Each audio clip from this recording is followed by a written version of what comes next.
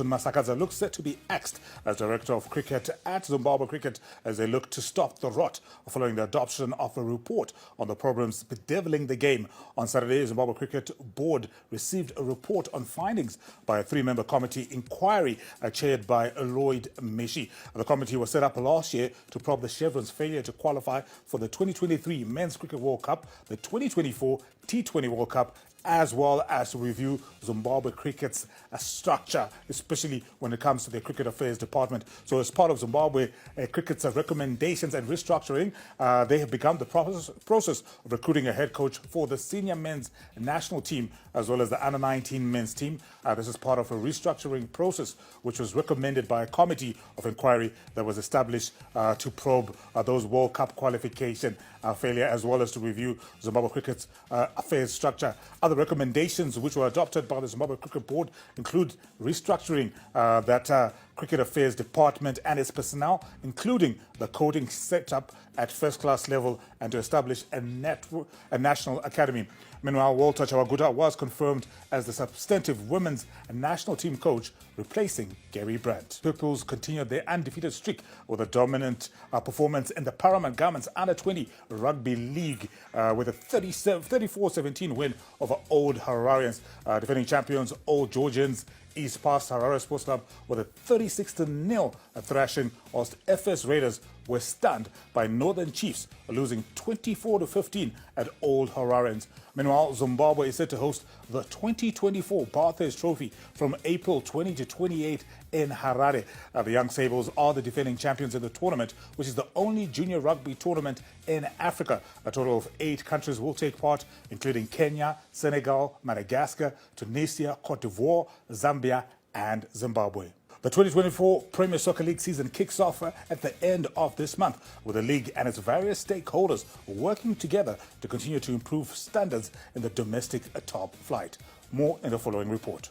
Premier Soccer League is confident that there will be improved standards on and off the field during the 2024 season, which kicks off on 24 February with the Castle Challenge Cup between Ngezi Platinum Stars and Dynamos at the Baobab Stadium. The perennial stadium crisis in the country presented the biggest challenge for clubs in the 2023 PSL season, with several teams forced to play their home games on the road. While minimizing these challenges will be a key focus area in the 2024 season, PSL CEO Kenny Ndebele is targeting a holistic approach to improving the game. The FIB will not only look at the stadium, they will look at all the other facets like the club structures, their statutes, financial position of the clubs. So it's a broad process, as the ZIFA CEO indicated. It's normalization. I think this time there will be more of the FIB inspections, not only at the stadium. But coming specifically to your question, yes, I'm confident that we will have enough stadia to host our matches. Rufaro, Sakuva and the Hart Stadium are among the stadiums that are likely to come on board this season, which will ease the burden on teams. Another key focus area will be officiating, with the ZIFA Referees Committee recently hosting a workshop for match officials, which they anticipate will complement other stakeholders' efforts. After spending close to 2 weeks in the country, Australian-based football coordinator Joshua Banks says he was impressed by the level of talent in Zimbabwe, from the junior teams to some senior teams, and he hopes that teams will continue to prepare players mentally. We get more in the following report. Australian football coordinator Joshua Banks says the future is bright for Zimbabwean football. There's a pathway for the game, and believes that there's need to mentally prepare players to play. So from where I'm coming from, the future is really bright. We look at the investment that's coming in from the grassroots level through academies into partnerships with professional teams. That's where you want to be. You want children to be able to aim to get somewhere.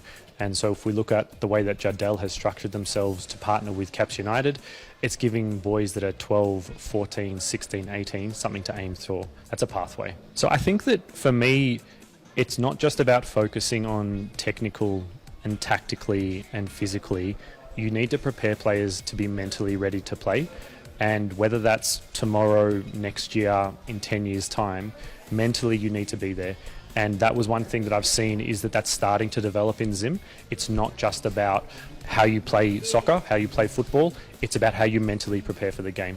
Konapo, Ipapo pa ZTN Prime, DSTV channel 294, the place to be.